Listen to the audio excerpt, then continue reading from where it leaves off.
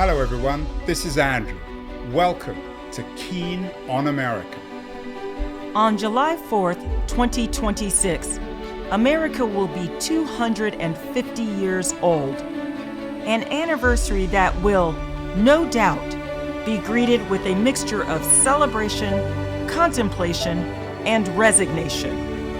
In Keen on America, Andrew talks not just about the American past and present, but also speculates on its future.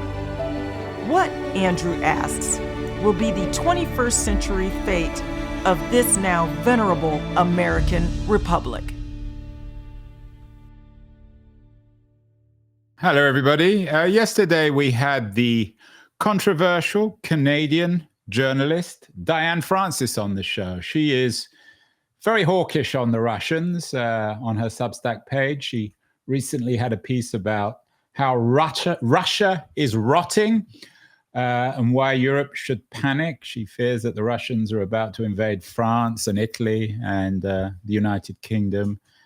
It's hard, for me at least, to take that entirely seriously, although certainly if you're Ukrainian, you take it a little more seriously. When Diane and I were talking, I asked her to compare the Russians and the Chinese, and she was very, very critical of the Russians, much less of the Chinese, who she saw as kind of competitors to the West and the United States in particular. And I was struck by that, particularly given China's very controversial human rights record. One man who knows a great deal about both the contemporary Russian and Chinese regimes is my guest today, Joseph Torigian. He is a professor of political science at American University, a fellow at the Hoover Institute. His first book was on elite power struggles in the Soviet Union and China, and he has a fascinating new book out, The Party's Interests Come First, a book about the father of Xi Jinping. And Joseph is joining us from Michigan.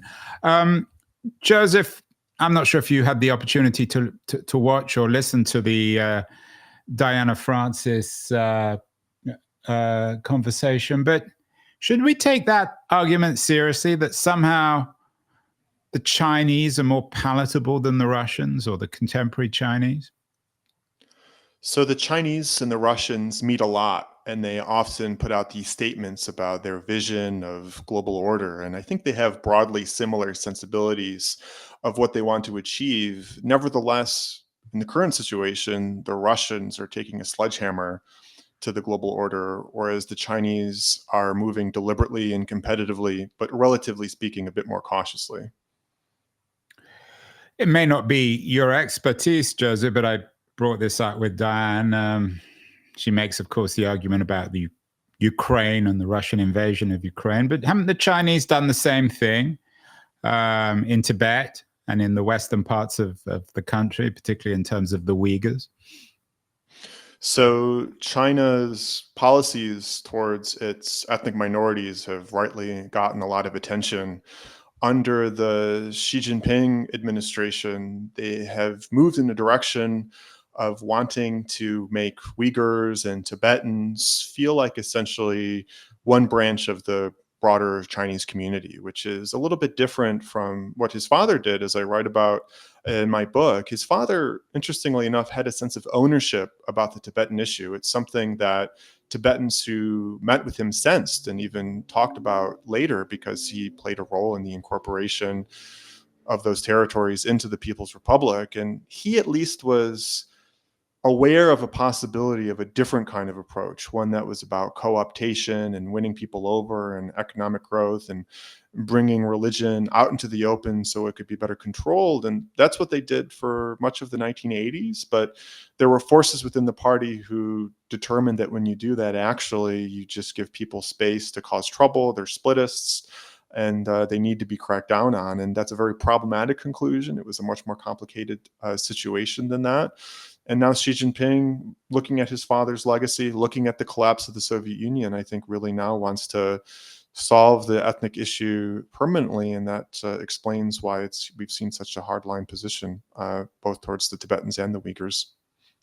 I want to get to Xi Jinping's father in a second, but would it be fair to say, Joseph, that there are two, shall we say, competing traditions within the Chinese Communist Party? On the one hand, there's Mao and perhaps Xi Jinping and his father.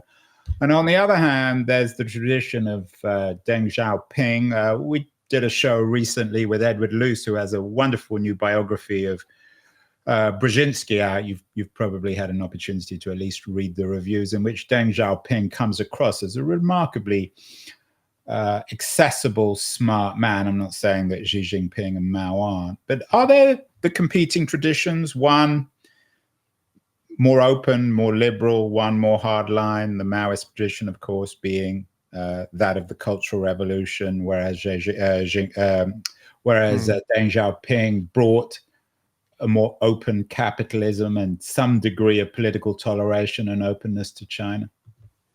Well, certainly there are fundamental differences between the Mao Zedong era and the Deng Xiaoping era, but we've seen with new evidence that our views of Deng actually were not always totally accurate. We have this idea of him being pro-reform, pro-Western, entirely flexible, very practical. And I don't want to deny that there was that element to him, but we also see other characteristics that we shouldn't forget. He was someone who really cared about the party's authority, its power. He was someone who wanted economic modernization, but he also wanted to make sure that people listened to the party and obeyed the party. And he was afraid of what he called bourgeois liberalization, which was this danger of materialism and Western influence. And so you talked about whether there are different factions or groups, but I think that these divisions often went through actual individual people, and they went right through Deng. And so we would see certain periods where growth and development was the focus, and then certain members of the party would get scared, thinking it was going too far and too fast, and were worried about the ideological implications, and they would run to Deng. And then Deng would initiate this crackdown, and people would be afraid that another cultural revolution was going to happen, and they would scramble. And then Deng would say, "Oh, okay, we went too far with this campaign. It's affecting the economy. We need to take a step back." And so we saw all of these zigzags during the 1980s that were quite dramatic, that are also part of the Deng story. As I said, your first book is on elite power struggles in the Soviet Union and China. You are, I guess, in a sense, Joseph, a traditional political scientist in trying to figure out the Soviet Union and China in I guess, a kind of Cold War sense. Try to make sense of these world through elites. Is that, in your mind, the best way to make sense of a complicated country like China, a particularly complicated country, perhaps even a Sphinx-like country from the point of view of the United States and Western Europe? Well, I'm attracted to understanding elites for two reasons with regards to China and Russia. The first is that these are extraordinarily leader-friendly systems. One of the arguments in my first book is that we thought that during the Deng era, we saw the emergence of collective leadership and constraints on the top leader. But really, what the new evidence shows is that the continuities from the Mao era were still very prominent, and that even though people understood, including Xi Jinping understood, the father of Xi Jinping, that having someone who slips the bounds of the positions and ideas and concerns of other members of the leadership can be dangerous, they never were able to meaningfully do something about it. And so knowing what the elite thinks, especially the top, is very, very important. And understanding how the deputies provide information, how they remonstrate, really gets at the heart of how these countries operate. But the second reason I'm interested in elite politics is because in a Leninist system, culture, politics, economics, foreign policy, all of this was integrated at the top, and they thought about these issues in a very holistic sense. And so for someone running the secretariat or the state council, you needed to be aware of all of these different concerns. And of course, these leaders, they don't come out of nowhere. They're products of generations of societal change. And so to get a sense of the country more broadly, tells you something about the elite, but also looking through the prism of the elite can tell you a lot about the country in a variety of different areas. Yeah, maybe your next project can be studying American elites who have much less legitimacy, although also, I think, certainly on the right, intrigued by Leninism. I've always thought Steve Bannon is the ultimate Leninist, but that's another subject, another book. So let's get to the core of the book. Everyone, of course, has heard of Xi Jinping, the current, I guess, ruler is the best way, the man who is in charge of China, the president of the People's Republic of China. But far fewer people will be familiar with the life of Xi Jinping, if I pronounce that right. So tell us about this guy. Yeah, so what I tried to do with the book was two things. One was to give us a sense of Xi Jinping, what kind of family raised him, what it was like for him as a young person, his career trajectory. But I also tried to do something larger, which was to tell the story of the Chinese Communist Party during the 20th century through the life of one remarkable person. And so Xi Jinping was a very interesting figure, not just because he was the father of Xi Jinping. He was also interesting because of what it tells us about communism. It shows that for him, communism was not just a set of economic prescriptions, but also a source of meaning and purpose in his life. It helps us understand why he remained loyal to the organization, even though it persecuted him on 5 times. He actually took pride in just how bad the party had been to him on so many occasions. But he also helps us understand why the revolution was successful, why its leaders were so powerful, how the party has thought about ideology, how it's thought about its relations with ethnic minorities, how it's thought about the Chinese diaspora, how it's thought about leftism and communism as a global phenomenon. So those are some of the things that I tried to explore with this book.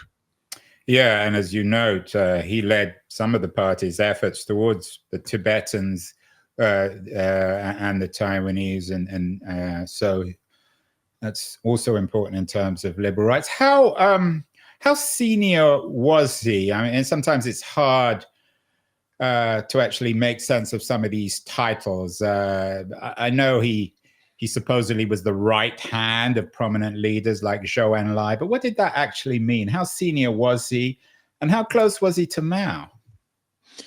So before the revolution, he stood out as someone who was promoted rapidly and was the youngest person sort of at the bottom of the top. So there was this very significant party congress in 1945, and you had members of the Central Committee, candidate members of the Central Committee, and Xi Jinping was a member, but he was the youngest. And then he was the youngest vice premier in 1959. And so those are weighty positions. But nevertheless, he never climbed quite to the highest level. And he sort of sat between the first founding generation of Mao Zedong and Deng Xiaoping and the second generation of leaders, figures like the General Secretary Hu Yaobang and the Premier Zhao Ziyang, who also later became a General Secretary.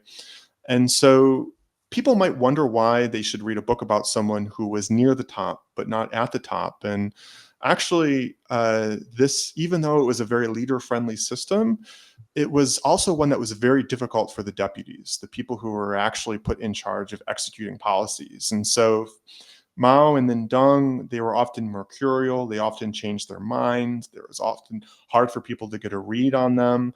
They were jealous of their position. They were always afraid that the potential successors and deputies would do something they didn't want while they were still alive, but they were especially concerned that their successors would debunk them after their deaths and pursue a new agenda. These deputies were told to do multiple things at once. They weren't told what was more important or how to achieve them. If they went too far in one direction, they might be accused of committing an ideological heresy. You had all these other people in the elite who were competing with you and wanted to steal your power.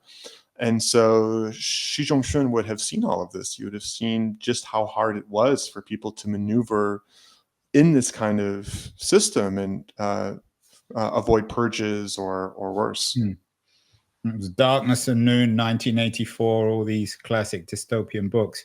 How would you most define him? Was he a hard man like Stalin? Was he an intellectual like Trotsky? Was he brave, perhaps like Trotsky too? What was his defining quality? Was he honest, brave? He seems to be, if not a masochist, certainly somebody quite willing to put up with the pain inflicted from the party on him. Was that because he was a believer, or he just was as tough as nails?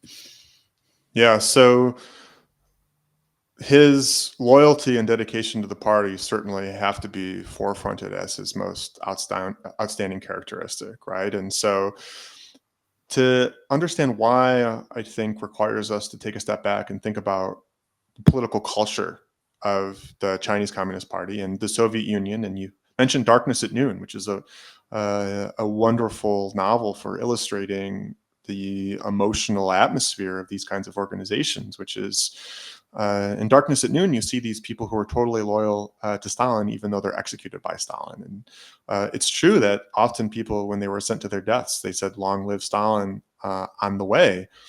And so why is this the case? Well, one reason is that for them, the party was a manifestation of a world historical force, and therefore the party can't make mistakes. And so if the party loses its faith in you, you want to work even harder to win back the party's trust. And also for them, Stalin and Mao, they were seen as the embodiment of these parties. And so to deny them would be denying your own source of meaning in your life, right? And so for Xi Jinping, you would see him tell people who complained about the party that, well, I bet you didn't suffer as much as me. I bet you didn't go through this. I bet you don't have these kinds of scars. And it was a way of him signaling, credentialing in a way that this kind of experience that he described as forging was a way of revealing your metal and also making it stronger at the same time. When I was in graduate school at Berkeley, I was taught by a guy called Ken Jowett. I'm sure you're familiar with his work, who always argued that the best way to make sense of what happened in Russia or China was using an anthropological lens, that these were cultural events that reflected traditional kinds of societies rather than some Marxist-Leninist ideology. Does Xi Jinping's father reflect that he was uniquely, peculiarly, definitively Chinese, whatever that means? So when looking at the Xi family, how they talk about Chinese traditional culture and how they talk about the revolution and the party and the relationship with each other is territory that's really worth looking at. And so Xi Jinping, he has said that at the highest level, what it is he's trying to do is end this cycle of one dynasty collapsing after another by taking 5,000 years of Chinese traditional culture and baptizing it continuously in the spirit of the revolution, in the legacy of his father's generation. He calls this self-revolution. He uses this term all the time. But then it raises a question, which is, well, how much of what the party is doing is about Chinese national conditions and how much of it is about Marxism-Leninism? And so this is a perennial dilemma for the party, right? And so Mao Zedong, his legitimation narrative, his story about why he should be the leader of the party and not other people, is that he was the one who was able to figure out a way to synthesize Marxism, right? And so his story is that we had all these other people who led the party before me, but they were dogmatists. They could only read books, and they were told by the Soviet Union what to do, and they screwed up and they nearly buried us on many occasions. And then in the 1980s, what's interesting is Xi Jinping led the party's relations with foreign leftist, communist, and revolutionary parties. And therefore, he was watching very closely when communism across the globe was collapsing. And his answer to why China would survive when these other regimes did not was that they could innovate, that they could take the best of Marxism-Leninism, but not have it confine them to do things that didn't make sense in China's national conditions. Does that make him more like Gorbachev or Putin? Good question. So I think that both Xi Jinping and Vladimir Putin think in terms of being inheritors of many, many centuries, millennia of Chinese and Russian cultures, and that They believe that there was a moment in time where it looked like the West and Western values were going to sweep the world, and that there would be only one way of achieving modernity. And if you wanted to be part of it, you would essentially become an appendage of the West. And both Xi and Putin, the way they describe what they're trying to do and why they think they get along, is to make the case that there are non-Western approaches to modernity and development, and that they want to show that they're doing it, and they want to make sure that the people who come after them do it as well. They think really in generational terms, I think. I think the Chinese model certainly makes more sense than the Russian. Let's get to the heart of the book. It's a brilliant thesis that, to make sense perhaps of Xi Jinping, we have to understand his father. You've noted that he was purged several times, particularly during the Cultural Revolution. How brutal was it? Was he sent into the fields? Was he put into jail? Was he tortured? So again, it depends on which purge we're talking about. But since you Well, mentioned the Cultural Revolution, we can talk about that. So one of the other elements of Xi Jinping's story that stands out is, so he's a princeling, right? Which means that he's the offspring of a senior leader. But he's always said that he suffered more than the other princelings. And that's true to the extent that his father, Xi Jinping, was purged in 1962, which was several years before the beginning of the Cultural Revolution. And his father also did not return to work until later than many other revolutionaries who were rehabilitated before him. So total, it was 16 years in the political wilderness that Xi Jinping experienced. And so he went through everything from house arrest to incarceration at the party school, to exile, to a factory. He was kidnapped by Red Guards from a neighboring province, brought to that province with a mask on his face on a train, and then put into a dormitory where he was held prisoner by these students and trotted out to struggle sessions. Then he was put into solitary confinement, although he was allowed to go out when people wanted to take him to even more struggle sessions. Then he was sent to Beijing, where he was in prison for more years. In fact, he was separated from his family for so long that when he first reunited with them, he could no longer distinguish between his two sons. One daughter, a half-sister of Xi Jinping, was persecuted to death. Then Xi Jinping, when he was finally let out of detention, he was sent back to another factory. And finally, in 1978, when he is given a new job, it's as party boss of Guangdong, which is on the southern border of the People's Republic of China, bordering capitalist colony of Hong Kong. And so that must have also been excruciating to finally be let out. And the first thing you see is how developed this colony had become, while on the mainland side it was all shabby and poor. And he was even facing this question of how to stop thousands and thousands and thousands of Chinese literally fleeing the mainland because of hardship to this capitalist territory. Yeah, it's almost as if it's a story made up by the Chinese version of Solzhenitsyn. I'm sure there are Chinese versions of Solzhenitsyn. You'll tell me who they are. It reflects my own ignorance. So what was the impact on the family? This guy had a nightmare of a time, even if perhaps he didn't treat it as a nightmare. Maybe he felt he deserved it some way or other. You know that when he came back, couldn't even distinguish between his two sons. How many kids did he have? What about his wife? Who looked after Xi Jinping while his father was in jail or under house arrest?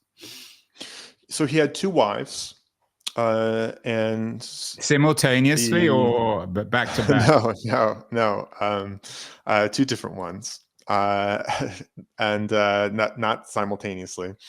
That was something that the party frowned on. Discouraged. Certainly discouraged. And so Xi Jinping was born in 1953. Even when growing up, he spent his weeks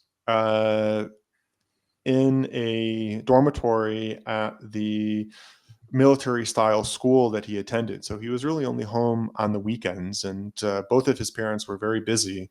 In 1962, when his father was purged, his mother had to make up for some of the child rearing. And then when the Cultural Revolution began, his mother faced her own persecution, and Xi Jinping kind of roamed the streets as someone who didn't really have anyone to look after him. He engaged in street battles. There were these like gangs. He apparently was the leader of one of them. He was incarcerated by the authorities. According to one interview I found that he gave in the 80s, it was so difficult he thought that he was going to die. And then in 1969, he leaves Beijing to become a so-called sent down youth. He's exiled to the countryside. And what's interesting about that is he goes to the province where his father was a revolutionary, and he must have either then or later reflected on how this forging experience of getting to know the people and that sort of thing might have had commonalities with his own father's rise as a revolutionary in that same region. It's a remarkable story. I guess you might think of it as almost a Chinese Horatio Alger story mixed with, I don't know, Orwell or Solzhenitsyn. While he was growing up, I mean, you obviously didn't have the opportunity to interview Xi for the book, but while he was growing up, do you think he learned something from what his father was going through? Did he start thinking, I'm not going to let this happen to me? I mean, that would be the logical way of thinking about it. If you're writing the novel, it was a guy who would see his father persecuted, and in his mind, he would be saying, they're not going to do this to me.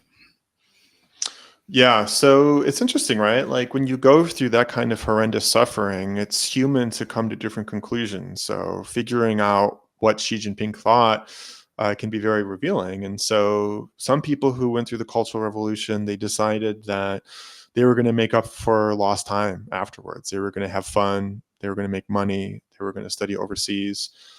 Some people thought to stop another cultural revolution from ever happening again, it was necessary to constrain the party, to prevent another strongman leader from appearing, to focus on the rule of law.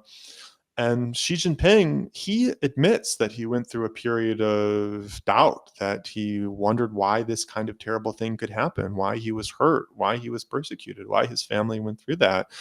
And he claims that because he decided that the party was still China's only true path, that his sense of idealism is more unshakable than somebody who didn't go through that. And so we can ask about what kind of suffering alienates and what kind dedicates. But at least the way that Xi Jinping tells the story, he believed that he wanted to become, to use the words of an associate, redder than red. And why, we can only guess. I mean, one possibility is that he saw what happened to his father and to him, and he, like his father, wanted to double down on proving himself, to show that there was mettle in the Xi family, that they weren't going to be scared away, that they were just as good or even better than anyone else. And he also seems to have developed a real phobia of chaos, right? During Tiananmen Square, his frame of reference for these protesters was the Cultural Revolution, this idea that when you allow people to do what they want, they hurt each other, they kidnap each other, they beat each other up, they rob from each other. Yeah, even though he went through that chaos. I mean, the thing that strikes me is what a tough guy he is. I mean, Trump likes to think of himself as a tough guy. Maybe he's from Queens, but he had a very privileged upbringing. He never went to jail. He never experienced his father being sent away or going under house arrest. This is a tough guy, right? This is someone who's lived a very hard life. It's a Hollywood story, from rags to riches to being one of the most powerful people in the world. It strikes me that this is not a man you can push around. So Xi Jinping, on many occasions, has reflected on what he went through was harder than anyone could ever imagine, and that nothing could be more toughening than the Cultural Revolution for him. And we know that one of the reasons his father respected him so much was because he had so much mettle, because he was so strong, right? But, coming up in the Chinese system, it teaches you something else too, which is you got to be careful. You got to be cautious. You got to be a fox. I mean, you could be a tough fox, though, can't you? So politics is all about estimating your own power and the power of potential competitors, and how you balance the carrots and sticks, right? And so growing up in a family that was itself very disciplinarian, he would have had to read his own father and how his father would react to things. And his father really, even among a group of families that really took discipline at home seriously, the Xi family was famous for being even tougher. And even Xi Jinping, the mother of Xi Jinping, in a commemorative article, said that even she thought that her husband was too tough on the children, right?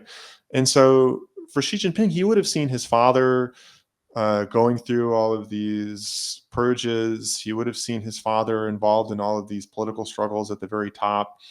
And so he would have learned when you act and when you bide your time, right? And so being tough doesn't mean that you're always a brawler. It doesn't mean that you come out swinging all the time. It No, doesn't I mean that take you that point. always have to I'm be, not suggesting it does. In fact, the yeah. reverse is true.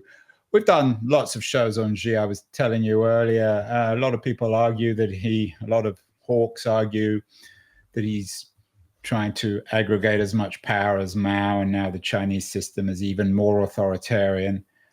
What's your take in terms of this book? Is Xi, in a sense, trying to remake Mao or Maoism in China? Is he as greedy for power as perhaps Mao was? Is he trying to reestablish a kind of totalitarian system, or at least in terms of the narrative that you develop in your new book? Does it make you more or less of a hawk about Xi and Xi's China? Yeah. So when you say greedy, you're making a judgment that Xi Jinping thinks it's all about him. But my own sense, and you can tell me if you disagree, is that he Well, I'm not doesn't going to see that disagree. You know a binary. billion times more about this than me. Yeah, I don't think he sees it as a binary. I think that he believes strongly that what's good for him is good for the party, because what's good for the party is a core leader, a leader that people listen to, somebody who can make decisions, somebody who can firewall choices away from what the communists have always called parliamentary popularity, this idea that the party can aggregate interests and take tough choices in a way that's impossible in democracies. That's why they think that their system is better, and why they're able to outcompete the West, at least one of the reasons, right? And so, is Xi Jinping another Mao? Does he think he's another Mao? A couple things to say about that. One is, China has always been an extraordinarily leader-friendly system. So, as I said earlier, we used to think of Deng Xiaoping as somebody who listened to other people in the elite, who was constrained by them. We now know that even when the lessons of strongman rule were at their strongest after the Cultural Revolution, the party was still not able to overcome that legacy. And Deng removed Hu Yaobang in 1987. He did the crackdown on Tiananmen Square. These were choices that he took on his own, and believed he could take on his own, and believed that he had the right to, because he thought that, again, the Chinese system only worked when you have a core. Deng said something very interesting once. He said, look at the Cultural Revolution. If we didn't have a core, everything would have fallen apart, meaning Mao. But of course, if you didn't have a core in the form of Mao, the Cultural Revolution wouldn't have happened in the first place, because Mao wouldn't have had the authority to start one. But for Deng, the issue isn't constraining the leader from making bad choices. It's enabling the leader to make any choice that they want, to ensure that if there's ever a crisis, the center holds, right? And so the party has always been very leader friendly. That's not new, I think. But more broadly, is Xi Jinping a Maoist? Is what he's trying to do a Maoist agenda? Well, what's interesting is Xi Jinping has repeatedly said that he dedicated his life to the party to stop another cultural revolution from happening. And he's talked about how the Cultural Revolution was a disaster, how it was disillusioning.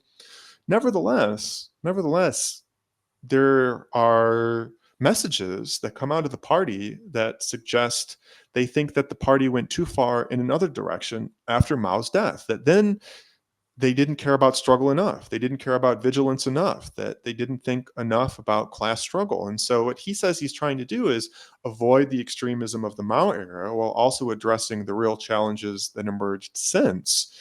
But what that means is not always clear, right? Because struggle is an ambiguous concept. It's not like a legal term. And so that's why when we see these debates about whether he cares more about the economy or security, he cares about both. And in theory, you can't have one without the other. But in actuality, pursuing both at the same time can also be really hard. The thing we in the West scratch our head about Xi is the question of Taiwan and the growing war clouds over Taiwan and Chinese ambition there. In terms of your new book and all your thinking about this relationship between Xi and his father, has it taught you anything? What's your take on Xi's take on the Taiwan issue? Well, one thing you'll learn from my book is that Taiwan for Xi Jinping isn't just national business, it's family business and it's unfinished business. So his father was a United Front guy, maybe the leading United Front guy in the party. Well, what does that mean? Well, the United Front was all about finding who your friend is and empowering them, finding who's in the middle and winning them over and undermining the implacable enemies. And he used that approach to the nationalists, both during the Civil War, but then again in the 1980s when Taiwan was part of his bailiwick. And so he was engaged in these secret back channels with Taipei. He was involved in all of these political operations, thinking about how you win the Taiwanese over. And Xi Jinping has said that he is the guarantor of Chinese territory as bequeathed to him by his ancestors, and he's not going to be the one to lose it. But I think that there are elements to Xi Jinping that we should keep in mind as well. One is that national rejuvenation can't be finished without Taiwan, but one of the easiest ways to knock the course off is to fight a war over Taiwan and lose it, right? And so what his father story also suggests is the toolkit for dealing with Taiwan isn't just force, right? You need to have at least the threat of force. But what you want to do is win without firing a shot, which means that you combine threats with empowering people and using them and empowering them so that then you can draw upon their own position to secure, I think, in what Xi Jinping wants, which is unification. What's the scorecard for you on Xi in terms of China's role in the world? Strikes me again as an amateur here, a generalist, is that the dumber Trump is, the more short-sighted and brutal Putin is in Ukraine and elsewhere, the better Xi looks, the less he seems to do. He just sits back and lets his rivals destroy themselves. Not that Putin, I guess, is a rival, but he seems to be a pretty good player of the new great power politics in the early 21st century. Is that fair? And in a sense, perhaps, did he learn that from being a vagrant on the street and understanding violence and power? Yeah. So I think that Xi Jinping came up through the school of hard knocks, and he is very, very, very sensitive to power relations. And so in that sense, he has proven to be more cautious than Xi Jinping. He certainly made mistakes, some very significant mistakes, but also he has a very difficult set of cards that he holds, right? And he could have played them much worse than he did. And he hasn't deliberately sparked any major crises for China that were as debilitating, for example, as Mao and the Great Leap Forward, or Mao and the Cultural Revolution, or Deng Xiaoping and the crackdown on Tiananmen Square. I mean, these were disasters for the nation and for the party. And Xi Jinping certainly doesn't have a perfect scorecard, but I would argue that he hasn't really quite approached that level of catastrophe as some of his predecessors did. And so I think story here is, first of all, to get a sense of what the Chinese elite thinks about him and how they understand the relationship between the rise of China and the persistence of American power. And so for them, they see China's rise as inexorable, right? They see the Chinese Communist Party as an organization that can impose costs on society, one that can achieve both material and spiritual civilization, as opposed to the United States, which, at least the way they talk about it, is materially rich but spiritually poor. It's a society where capitalists get to make decisions that are not good for the rest of society, and therefore creates wealth disparities that make people increasingly disillusioned with American society. But that nevertheless, American policymaking towards China will become increasingly aggressive and gambler-esque as China gets more powerful, because they'll want to do something about a pure great power that subscribes to another ideology. So I think that the scorecard way of looking at it, sometimes it will look like China is doing better, sometimes it will look like the United States is doing better. The challenge, of course, is how you manage that competition, right? So how you cooperate in ways that are actually possible without letting the Chinese take advantage, but also compete in a way that doesn't make any kind of dialogue impossible.